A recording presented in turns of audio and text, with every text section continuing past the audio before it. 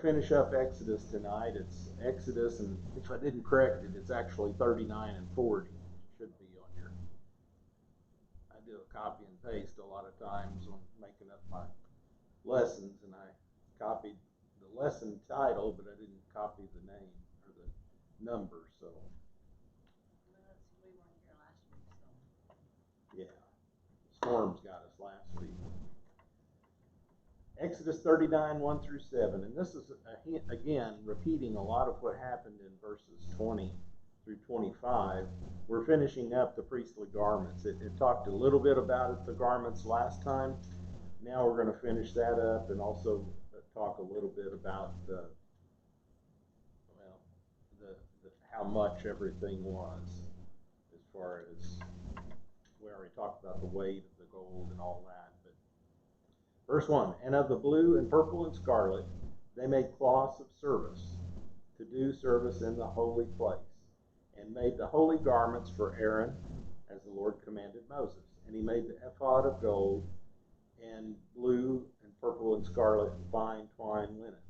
And they did beat the gold into thin plates, cut it into wires, to work it into the blue and the purple and the scarlet, and in the fine linen with cunning work.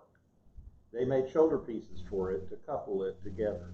By the two edges was it coupled together. And the curious girdle of his ephod that was upon it was of the same, according to the work thereof, of gold, blue, and purple, and scarlet, and fine twined linen, as the Lord commanded Moses. And they wrought onyx stones enclosed in ouches of gold, graven as signets are graven, with the names of the children of Israel. And he put them on the shoulders of the ephod, that they should be stoned for a memorial to the children of Israel, as the Lord commanded Moses. What the world is ouches? Ouches? I think they left off a P. Oh. Not really. But it means the same thing. It's a holder of the stone. How do they hold on a ring or a diamond necklace, or whatever? How do they hold that stone in? It's got little prongs coming out, and that's, I think, what they're calling ouches. That's the way it's translated. That's one of the translations from King James that don't go very well. So they made pouches in there, like, right? Well, pouches indicates that it's covered, like a pouch. This is not. It's showing, because on it they wrote the names of, there's Harold, Janet. They wrote the names of the tribes of Israel. Okay? So it had to be showing, but it had those clasps, that's what I'd call it, around those onyx stones. And those were set up in the shoulders, okay, that holds it. Howdy, howdy. We're sitting over here because this side air is working. That side air is not working too good, so you can kind of feel it over here at least. So we just started in the first chapter, first set there, 1 through 7. So those were made with gold, those little clasps that held it on there, and they also serve a purpose like holding it together, because it went in front and it went in back. So it's kind of a holder for the ephod, what they held. And he's doing this, again, repeating all this information to show them, to show the people that it was done. The work was done just like it was said that God told them to do. This is what was done. So, verse 8 starts out with the breastplate. And he made the breastplate of cunning work, like the work of ephod, same thing as that held those. Blue, and the ephod, or the breastplate, is the one that has all the stones in it. Of gold, blue, and purple, and scarlet, fine twined linen. It was 4 square, so it was square all the way around. They made the breastplate double. A span was the length thereof, and a span the breadth thereof, being double. And they set it 4 rows of stones. The first stone was a sardius, a topaz, and a carbuncle. This was the first row. And the second row, an emerald, a sapphire, and a diamond. And the third row, a ligure, an agate, and an amethyst. And the fourth row, a beryl, an onyx, and a jasper. They were enclosed in ouches of gold, or clasps of gold, in their enclosings. And the stones were according to the names of the children of Israel, 12, according to their names, like the engravings of a signet, every one with his name, according to the 12 tribes. And they made upon the breastplate chains at the ends of wreathen work of gold. And they made 2 ouches of gold, 2 gold rings, and put the 2 rings in the 2 ends of the breastplate. And they made the wreathen chains, 2 wreathen chains of gold in the 2 rings on the ends of the breastplate, and the 2 ends of the wreathen chains they fastened in the 2 ouches, and they put them on the shoulder pieces of the ephod before it. And they made 2 rings of gold and put them on the 2 ends of the breastplate, upon the border of it, which was on the side of the ephod inward. And they made 2 other golden rings and put them on the 2 sides of the ephod underneath, toward the forepart of it, over against the other coupling thereof, above the curious girdle of the ephod. And they did bind the breastplate by his rings unto the rings of the ephod with a lace of blue, that it might be above the curious girdle, or the belt of the ephod, and the breastplate might not be loosed from the ephod, as the Lord commanded Moses. Now, if you remember the pictures that they had with it, it's a square of material, and a square of material, and then a cutout for the head, like you put it over your head. And then talking about the rings, it held the rings on the sides. So because that would flop, if they bent over and did their work, it would flop out from. So they had the rings on each side of it, and the gold, the little chains in between. And then they also tied that to the breastplate, to the ephod itself. They had another 2 rings, so it was secure. In other words, it wouldn't fall out, wouldn't break, wouldn't do anything like that. So he made it very specifically for these purposes, and it kept it close to his body. Very similarly, God is keeping the tribes of Israel close to his body. As the high priest is representing the people of Israel, they're keeping those 12 tribes that he's got right there, it's close to his heart. It's another kind of shadow or type like that he's always bringing them with him. As he goes in and does the sacrifices, it's not just the high priest, he's representing everybody, okay, that's on there. I hit that when I hit my shirt. Yeah. The stones was for the 12 tribes of Israel. Do we know, or have you heard which stone represented which one? No, it doesn't. Now, I'm sure that the Jewish people would tell you, they would know which one's which. Typically, I would say it would go by age. Well, that was what I anticipated. Yeah, that's what I would say. I've never read anything that specifically. I haven't either. Other than the number. Yeah, I haven't either. And I was trying to remember if I don't think that picture actually had it listed, because like I said, there's no reference to it in the Bible. Now, there may be in some of the extracurricular. The Jewish people have what they call the Talmud, and it's a lot of the Jewish history and things that is still to them very sacred. It's not part of our Bible, but it would be a history for them, or a lessons of them, and that may say something. So I'm not real sure. Maybe if we know some Jewish person, we can ask them or something. But I am sure, I know it was, because it says they engraved the names on it. Just don't know which names it was. Right. And then they engraved the names. Go in sequence. You would think so, top to bottom, of course theirs is different. It goes left to right, right to left instead of left to right. We read left to right, and they read right to left. So it would be a little different for us. Of course, we couldn't read it anyway unless you knew Hebrew.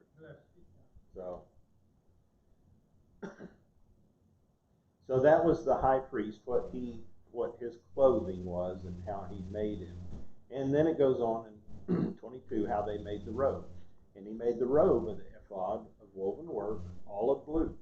And there was a hole in the midst of the robe, as the hole of a habergeon. And I don't know what a habergeon is, but it's, I do know. A habergeon is actually, what I remember of it, it's part of what a knight would wear in his armor. Okay? The top of his armor, when he slides that coat of mail on, that is a habergeon, I think, around where his head goes. And then the piece on top of it goes so it covers it. But he left that hole so his head could go through, with a band around about the hole in the material that it should not rend or shouldn't rip. And they made upon the hems of the robe pomegranates of blue, purple, scarlet, and twined linen. And they made bells of pure gold and put the bells between the pomegranates Did they take upon the hem. fruit and use the juice for the coloring? Each one was a little different. Okay, if you go back and read the blue, and I think we talked about that a little bit. The purple is a flower. I'm not sure which flower is it, and it's just the stems, I think, if I remember right. The stigma and petal that comes up out of the middle of it. Oh, yeah. They'll take that and grind. It takes a lot of them to grind it up and make. And I think it's purple. Maybe it's one of the other colors. But all the scarlet was a some kind of crayfish or some kind of mussel that they had to get, and they would crush it, and it would make that red powder, and then they would soak it in it, and it would make the red. Each one of these, that's why the normal person were white or lemon color, because it was very expensive to do these colors. So unless you was very, very rich, like a king or something like that, you wouldn't usually buy that type of material. You bought kind of like when mom and dad, they used toe sacks and stuff for, you know, different things. Yeah, And flour sacks and all kinds of different sacks that they had because you used it. It's what you had. It's what they gave, you know, you got your groceries in and use it. Just like today, we use the Walmart bags for our trash bags, you know, and our little trash cans. And we're, I'm not saying bad, we're not as bad as mom and dad were. They were frugal. I mean, they had to be. My mom and dad grew up in the Depression.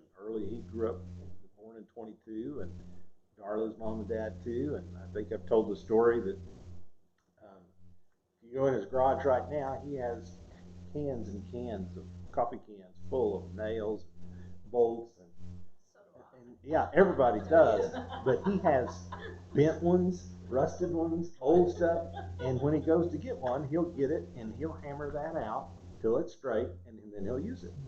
I throw them away because, you know, it's easier for me to go buy another box because I need to use. I don't need to spend my time tapping out. I wasn't retired at that time, so I didn't tap all that out, or the screw that breaks off when you use because it's been used so much. But for a reason, they did that. I mean, nowadays we wouldn't go tear a house down and tear it down carefully because we'd reuse the old wood. They take a bulldozer and just plow it down. They may take the windows out, the sinks and cabinets, something like that, but everything else they just plow down. Well, today it's getting expensive enough. You probably would do that instead of rebuild it. But that's what people do now. It's a throwaway society almost. But we are getting to a time It is. when we are going to have to start going back It's to getting some of the back. older ways. It is. It's going to get back. Because, you know, things are just going to get higher and higher, and we know that, you know, the Bible tells us that it's going to come to a point when no man can buy or sell. That's right. You know. That's right. You're going to have to use what you got if you got it. I talked to my granddaughter about 5:30, and I said, "Did you know, or are you paying attention that you can't get baby formula now? Her baby's due the 24th of this month." I said, "Are you going to breastfeed it, or what are you going to do?" And she said, "We're going to go buy a goat." Yeah, you can use goat milk. Well, A lot of times it works. But yeah, that's. I was reading the other day. Some states is 50%. They can only get half of what they want. You know, the store will ask for 100 cases or whatever, and they get maybe 50 if they're lucky. So we're gonna see more and more of this. They're already talking about by the end of 22, and we will see some of it, I think. we will see more of it where we're relying upon foreign countries that provide it.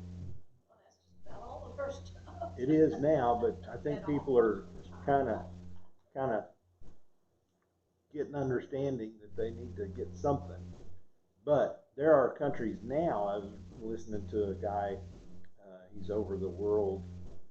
What is it? Food for Life or something like that. He feeds a lot of people. It's kind of like Feed America or something like that. But he does it internationally. And he said, I'm having to take from the people that are hungry to give to the people that are starving. He said that's what he's having to do, because at least they have some food. So he, instead of shipping it to them, he'll ship it over here to somebody that hadn't had food in a couple of weeks, maybe, or a week. I have a question. Mm-hmm.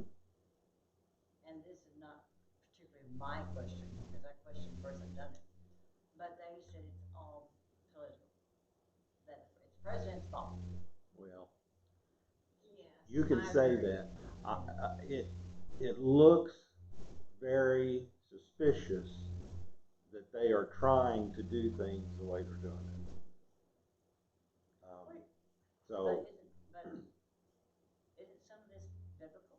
oh yeah, Yeah. it's biblical. It's said in when you get down to when it starts the tribulation after the rapture, that a day's wages, when it's a quart of wheat, go for a denarii. Well, that's in those days. That's how much you worked in a day. So if you got $10 an hour and worked, it'd be $80 for a loaf of bread, or whatever. But I think we're gonna go through some stuff before Yeah. the rapture. Oh, I mean, yeah. I'm not sure when the rapture is coming. Right. So many of them are pre, post, mid. Mm-hmm. It's just that I think we're gonna go through some things. Yeah, it's So not going to be easy. You just need to. Well, I guess I'm asking, is it all one person's fault? It's not all one person's fault. It's one spirit's fault. It's the It Satan. is. It's the It's evil Satan. against It's Satan bringing all these into play. He's got all these people under his thumb, and they don't even know it. I was gonna say they're deceived. Yeah, they're deceived. They don't know it. They think it's. They actually believe. Get lots of calls and things on this probably, but climate change. What? The climate change. They believe in that. They believe that it's going to happen. Well, in 75, or no 75, but when Al Gore was vice president, he said in 10 years or something like this, we're going to be freezing to death. And then, global warming started. Oh, well, now it's going to be too hot. So then they had to change it instead of, They don't know. yeah, instead of too hot or too cold, now it's climate change. That's happened. That's called. Why? Only God knows. Only God knows. I think God knows always. I think God knows the president's name that was going to be in office when this stuff happens. Oh yeah. And all Congress. He knows everything. Yeah, He knows. But my girlfriend seems to think that you only blame the president. Well, that's what a lot of people want. They want somebody to blame. They want someone to blame, and if it's biblical, you blame Satan. Well, it is. Not to That's get part off of it. this. Oh, we're already off. We're already off. 15 minutes ago. I want to know what you all think of Hillary Clinton's Yeah, we'll commercial. skip on that. Yeah, I think we'll pass on that. We'll skip on Have that. you noticed she looks a way off? Yeah, a lot of them today. There are lots of things in the politicians that it doesn't matter. The people are covering up for them.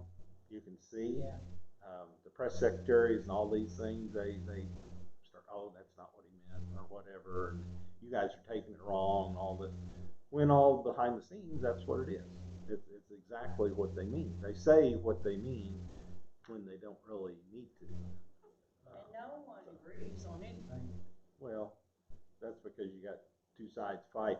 Yeah, I know. They're fighting for power. And I'm not saying the people fighting against the left is all right either, all correct. Why do they want power? That not only power, pays money. Yeah, they can get anything they want done. That's right. If they promise them a job, promise them this, promise them that. that's what they see, and It's a lust. It's It's a form of lust. It is. You're right, exactly. it's greed, envy, all the seven Yeah. vices. Everything that's against Christ is what they want.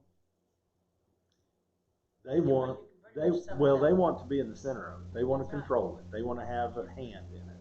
Because there's some of those guys that I thought, well, they're But pretty, it's not just one they're- person, they're it's a pretty whole big old group. good. And then they'll come out and say something. I'm like, where in the world did you? I didn't. So And it gets me because people think, well, the president's in charge, so it's all his fault when he's only got 50 people behind him helping make the decisions. well, it does fall with the president. It does. But our But it stops president there. right now is, in my opinion, not cognizant But of what's going on. So it's Satan, folks. let's go on. Verse 26. And a bell and a pomegranate round about the hem of the robe to minister as the Lord commanded Moses. So this was for his decoration, not for God's. It sets him apart. It also allows people to hear that he's still moving while he's in the Holy of Holies, because nobody can go in with him at that time, and if he stops moving and dies, they have to get him out. And that's one of the things that we've heard about is they tie a rope on it. They don't release a rope around his leg and drag him out. But we hear about that, but we don't see that in the Bible. But it may be there. I just don't know. The tunics and the turbans and the sashes.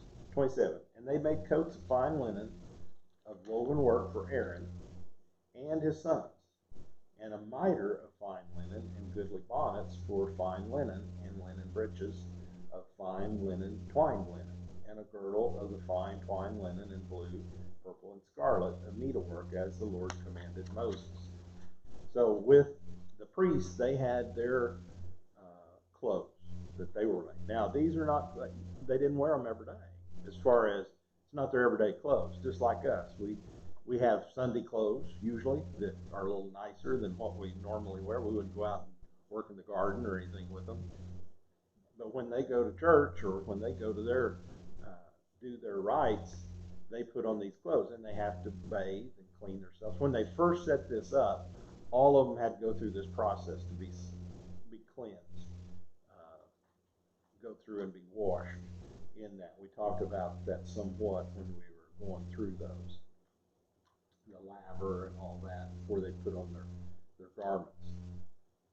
Verse 30, and they made the plate of the holy crown of gold, the holy crown of pure gold, and wrote upon a writing like to the engravings of the signet, holiness to the Lord. And they tied it to a lace of blue to fasten it upon the mitre, and the Lord commanded Moses. So this is kind of his, on his turban, his hat, if you want to call it a hat, but the people over there, they would wear turbans. It was on there, it was a little lace or a little piece of gold wrapped around it that signified he was a high priest, and it had on it engraved, holiness unto the Lord. Excuse me, 32. Thus was all the work of the tabernacle of the tent of the congregation finished. And the children of Israel did according to all that the Lord commanded Moses, so did they. And they brought the tabernacle unto Moses, the tent, all its furnishings, its sashes, its boards, its bars, pillars, and its sockets, and the covering of ram skins dyed red, the covering of badger skins, and the veil of the covering, the ark of the testimony, and the staves thereof, and the seat, mercy seat, the table, and all the vessels thereof, and the showbread, the pure candlestick, and the lamps thereof, even the lamps to be set in order, and all the vessels thereof, and the oil for the light, and the golden altar, and the anointing oil, and the sweet incense, and the hanging for the tabernacle door, the brazen altar, and his grate for brass, his staves, and all his vessels, the laver and its foot, and his foot, the hangings of the court, his pillars, his sockets, and the hangings for the court gate, his cords, his pins, and all the vessels of the service of the tabernacle, for the tent of the congregation, the cloths of service to do service in the holy place, and the holy garments for Aaron the priest, and his sons' garments to minister in the priest's office. So all these things were finished, and they went ahead and brought it unto Moses. I'm going to kick it off. Kick it back. It's not blowing. It's going to get warm. Let's hope that works, doesn't it? Oh, it will. I thought it had it on. It did, but it set to go off at a certain time. And that probably don't have the time change in it, so. Yeah, I'm sure no program. It's supposed to go off at 8:30 and it went off at 7:30, so made it a little warm. Verse 42, according to all that the Lord commanded Moses, so the children of Israel made all the work. And Moses did look upon all the work, and behold, they had done it as the Lord had commanded, even so had they done it, and Moses blessed them. So they were bringing it to Moses to prove it, to test, to tell him, here's what you told us to do, this is what was done. So all these pieces was laid out. And I'm sure that they probably had a blessing over it. You know, they were sanctifying it, getting ready for the service. So they're getting ready to set it up. Now, it talks about in the very next scripture, verse 1, and the Lord spake unto Moses on 40, saying, on the first day of the first month shalt thou set up the tabernacle of the tent of the congregation. I'm going to stay right there. First day of the first month. What was the first day of the first month when we started Exodus? He set it up, and it's when they left Egypt. So it's been a year. Okay, up until when they settled, and Moses went up into the mountain the first time, it had been about 6 months. Then it was 40 days he was up in the mountain, came down, they was having their party, wrote the tablets, went back up for another 40 days. So it's three more months. And then it took them about 3 months or so to get all this done, if you follow the timeline, because that's what it's saying. It's starting over in the first day of the first month. Because they had reset the calendar, basically, when they said that when we come out of Egypt, the Passover starts the first of the year. I like the way you brought that back up about the timetable. Yeah, It was that yeah. year. It is. It's been a year. You know, sometimes they think, well, it was right after, and he blessed it. Well, then they had to set it up. You know, so it's not only building it, but they set up the tabernacle. It says, and thou shalt put therein the ark of the testimony, cover the ark with a veil. Now, all this was given to Moses, but it's to be done in a certain way. And like we've said a couple of times, first thing they did, one of the first things they told us about was the ark. You build the ark this way. Now he's saying you get the ark, you put it in the middle, and then you start building the tent around it. Because after that, nobody's going to see it, except the high priest once a year, after they get it set up. So cover the ark with the veil. And thou shalt bring the table, and that's the shewbread, and set in order the things that are to be set up in order upon it. And thou shalt bring in the candlestick, the menorah that we talked about, so on the other side of the room, and light the lamps thereof. And thou shalt set the altar of gold for the incense before the ark of the testimony, and put the hanging of the door to the tabernacle. So it's kind of like they set it up, they put the veil over the ark, and then they come up and grab the veil, and put it up like this, like they're not seeing it. Okay, and put it up. So it's very interesting to me how he tells them you need to do this a certain way. So here in the commentary it tells us it's been a year since they came out of Egypt and all that, like we was talking about. And it represents, for us, we can, year seems to go by pretty quickly. It seems to take longer when you're looking forward, but when you're looking backward, I just changed my tires. Well, I look at the receipt and it's 8 years ago. And I'm like, why did that tire go out? Or why did that battery go out? Oh, well, it's 8 years old. Okay, I can see that now. But it's, to me, in my mind, it seems like I just went up to Walmart and did it yesterday or whatever I did. So, but that's what it is. It's happened. And we need to watch ourselves that as Christians that we continue to grow. Because like it says, some people have been Christians for 10 years, and they only have the maturity of a 1-year-old. We need to grow. We need to challenge ourselves to keep doing more, as far as more reading, more praying, more whatever you need to do to get closer to the Lord. Because we get in a rut easily. And when we get in the rut, even if it's a good rut, it's still the rut, and it limits us. So then we need to push forward. It's like anything else. If you don't want to learn anything, you won't learn it. You got to want to learn it. You got to want to have it. I was helping my father-in-law a few weeks ago. He gets, this guy brings him some fish. He doesn't fish a whole lot anymore, but the guy brings him fish. He goes and fishes almost every day after work. And the guy has so much, he's got his freezer full and all that. And he knows that, my father-in-law will take it. So he takes it, and then he cleans it. And he was hurting one day. He's got arthritis or something in his hands. And you're doing that a while, and it gets kind of old. So I went over there, and I told him, I said, here, let me help you, and I'll do it. He said, you know how to do it? I said, I have no idea. So he showed me how, and it was on catfish, and he doesn't like catfish anyway as far as cleaning them, because the way they were small. And you didn't get a lot of meat off of them because he likes to scale them. He doesn't like to scale them. He just goes right behind the head and makes a corner and peels it right back. So it's a fillet. But he likes the sand bass. You can do that all day on the sand bass and get quite a bit of meat. But that's one of the things. We have to go and learn something.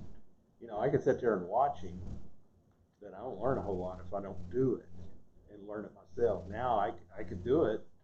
It'd have to take me a little bit to mess up a fish or two, or not get as much meat or whatever, cut into it where it starts bleeding, cut into the vein, and mess it up, and then you have to cut that out, the parts. So there's a little art in all that. Well, we don't want to stay on baby corn. No, that's right. We want to get to the meat and potatoes and growing in the Word. We have to do that. And even once we do that, we don't like to eat the same thing all the time, do we? I like hamburgers, but if I had them every day, every meal, I don't think I'd like them that much. Some people like pizza. They can eat pizza all day, and I'm like, no. I like to have a little variety in there. So, verse 6, and thou shalt set up the altar of the burnt offering before the door of the tabernacle. So it's the Holy of Holies is set up. Now they're coming outside to just the holies. Set the burnt offering up before the door of the tabernacle, the tent of the congregation. And thou shalt set the laver between the tent of the congregation. Okay, so this is outside of that.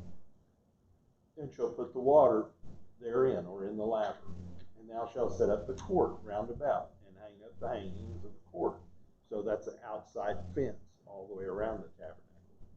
And thou shalt take the anointing oil, and anoint the tabernacle, and all that is therein, and shalt hallow all of it, and all the vessels thereof, and it shall be holy. So here's the sanctifying it that they have as they're setting it up.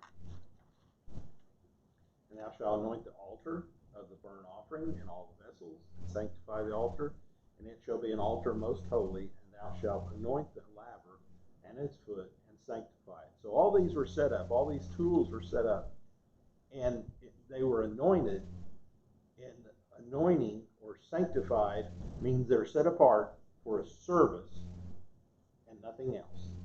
They didn't use those tools for the altar on something else. They didn't, I need a hammer or I need a claw and go over here and grab it. It was for specific purposes only, and that's why they did it this way. Verse 12, and thou shalt bring Aaron and his sons unto the door of the tabernacle of the congregation, wash them with water, and thou shalt put upon Aaron the holy garments, and anoint him, and sanctify him, that he may minister unto me in the priest's office. And thou shalt bring his sons, and clothe them with coats, and thou shalt anoint them as thou didst anoint their father, and they may minister unto me in the priest's office. For their anointing shall surely be an everlasting priesthood throughout the generations. Thus did Moses, according to all that the Lord commanded him, so did he. Once again, telling us whatever God told Moses to do, it was done. Now Moses was heading it up. He per se didn't do everything, but he headed it up, got it done. He was the instigator of all of it. And it came to pass, verse 17, in the first month, in the second year, on the first day of the month, that the tabernacle was reared up. So, we were talking about how long did it take? And I said they'd already reared it up. They hadn't. So, in the second year. So, it took them a year to get all this done, it looks like. A year from the first point to a year to the second year. Unless you don't count the 0 year.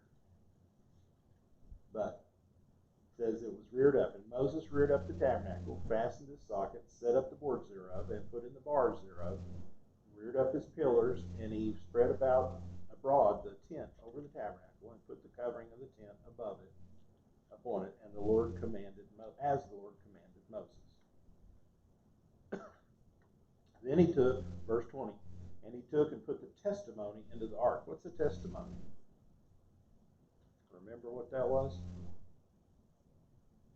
Because we call it the Ark of Testimony. That was 2 tablets that God wrote on. They put the 2 tablets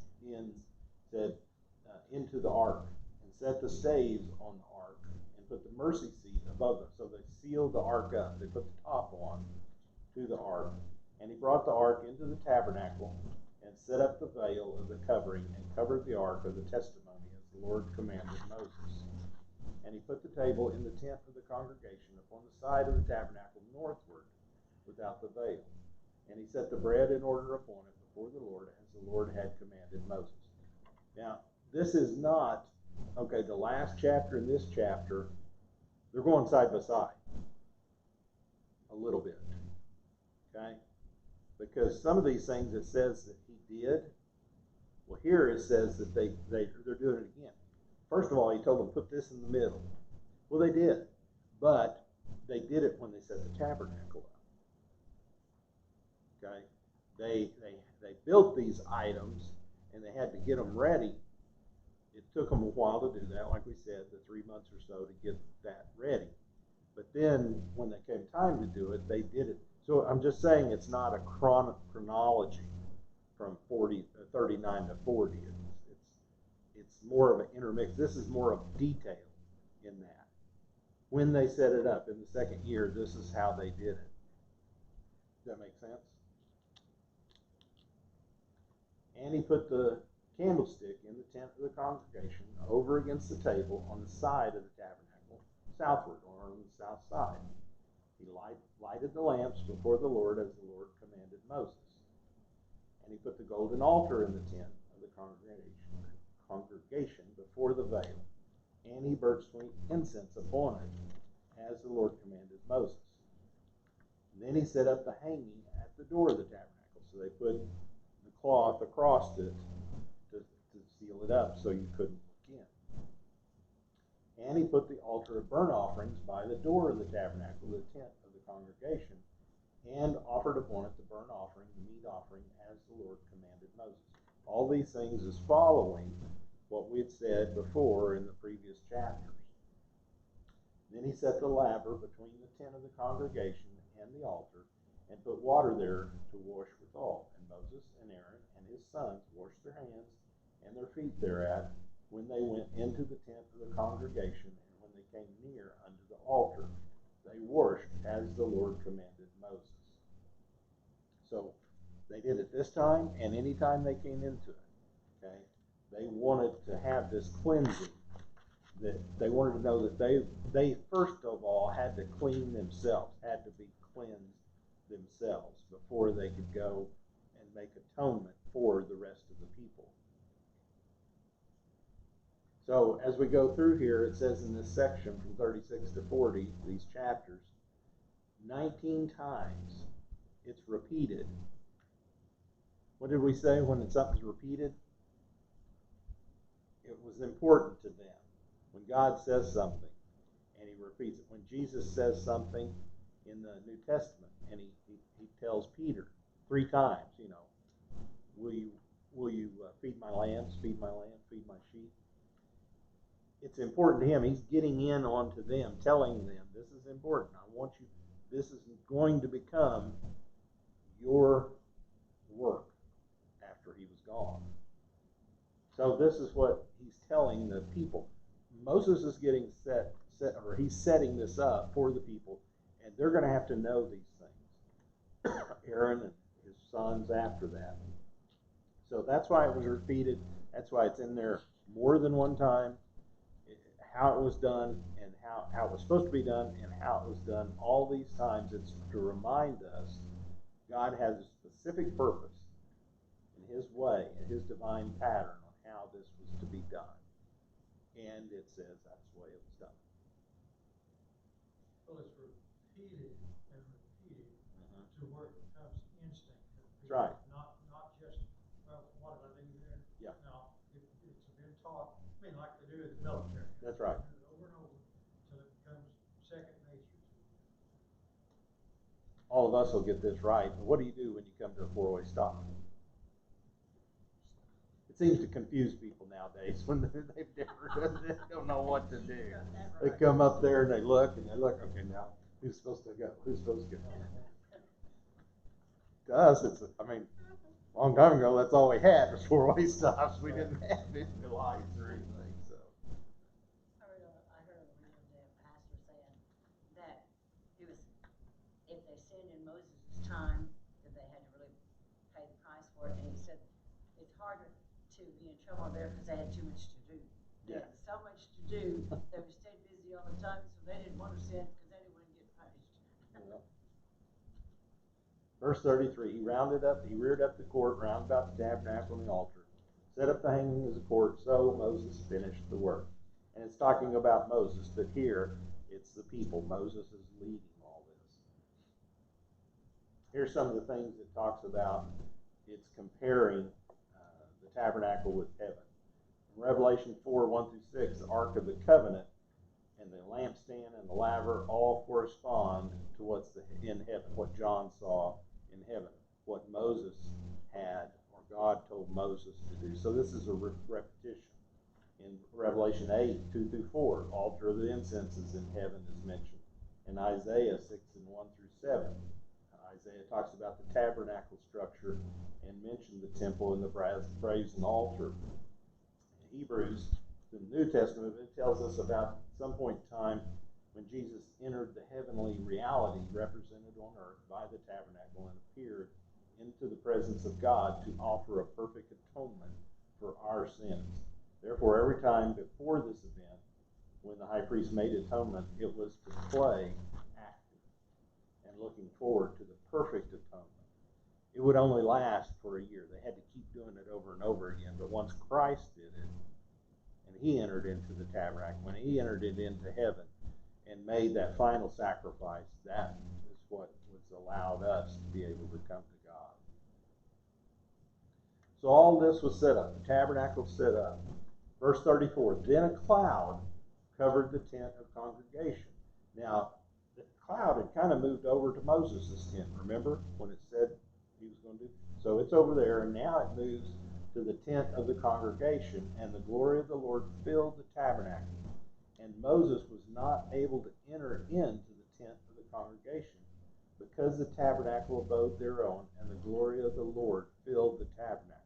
Even Moses, that had been in the presence of God for 40 days twice, he couldn't stand to be there.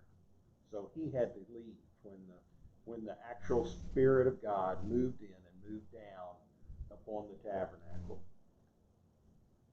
It says this is real and significant connection between the obedience of Moses and Israel. This was a remarkable display of glory. We shouldn't think that Moses or Israel earned this display because of their obedience, yet their obedience welcomed it.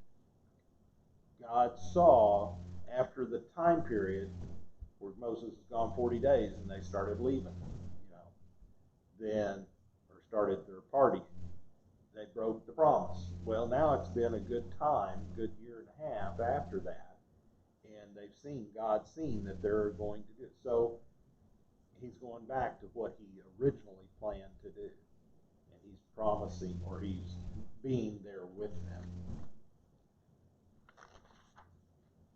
And 36, and when the cloud was taken up from over the tabernacle, the children of Israel went onward in all their journeys. But as the cloud was not taken up, then they journeyed not till the day it was taken up. For the cloud of the Lord was on the tabernacle by day, and fire was on it by night, and in the sight of all the house of Israel throughout all their journeys. So we see that it followed them just like it was telling what they were doing. It was a correspondence. Whenever it got up, people knew that they were going to be moving. Didn't do it often, okay, like we said before, but it did do it, and it was so it happened all through this, and even until the people after they entered into Canaan, when they entered in and started taking the land, it lasted a long time. And there's more to the story. We'll go on, and that gets into the other books. So, any questions? So when the cloud, when did the cloud finally stop where they were permanently? Well, when they got into Canaan, okay, then they were told that the temple was set up in Shiloh, the tabernacle was set up in Shiloh, and then David was given the challenge to build a permanent tabernacle. And he didn't do it, but his son did, Solomon did. Okay, from that time on, that was the tabernacle, and the old one was passed away. The new one was replaced. Now, the furnishings and the things that were in it, I don't think they redid it. I think they used probably the same ark, the same showbread table, the candles, all the different utensils. I don't think they changed those. I think you're right, because maybe they waste. Well, yeah, and that was something that was good. Now, it may have needed improvement. It's been several years, and I'm sure just like anything, cleaned up, and things break, and things like that, but I'm glad you brought the point up, because I thought, surely they didn't do it all over again. What would they have done with what they already had? yeah, no. But, all right. Well, we're going to have next week, I'll probably try to have a single lesson.